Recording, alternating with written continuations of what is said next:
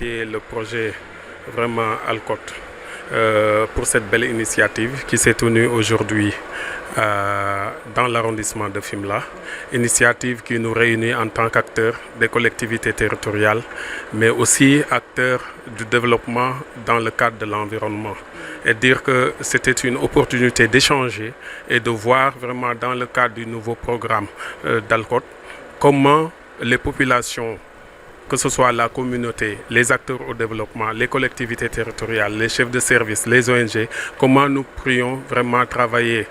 dans une synergie adéquate pour pouvoir vraiment réussir ce projet, c'est-à-dire la saison 2023 de reboisement. Et c'était une occasion vraiment de procéder à des échanges très fructueux, des échanges qui nous ont permis vraiment de voir, de faire en revue ce qui a été fait en 2022, qui a été une réussite vraiment dans le cadre du projet, et aussi voir en 2023 qu'est-ce qu'il faut améliorer et qu'est-ce qu'il faut mettre en exergue pour pouvoir arriver vraiment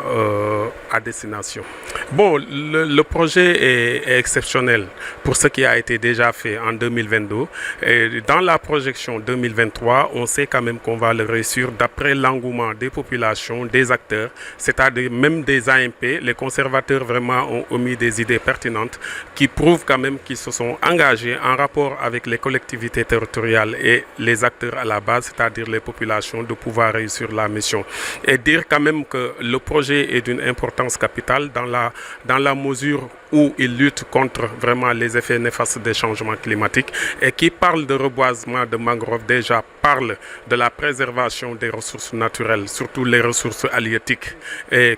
aussi les fruits de mer, mais aussi les ressources, à savoir par exemple les oiseaux, parce que la mangrove est un centre d'attraction de l'ensemble de ces espèces-là. Donc il y a une interaction très pertinente et qui existe au niveau de cette mangrove-là. C'est pourquoi la préserver vraiment contribue au développement socio-économique de nos populations. Et qui parle des îles aussi parle vraiment des difficultés que nous rencontrons, c'est-à-dire l'avancée de la mer, l'érosion côtière, etc.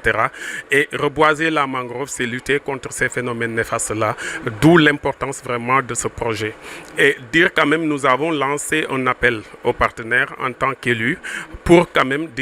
pour la diversification des activités,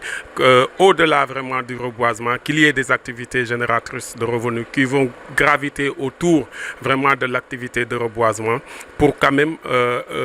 mettre en exergue vraiment la capacité financière de nos populations afin que nous puissions faire face vraiment aux difficultés que les populations rencontrent.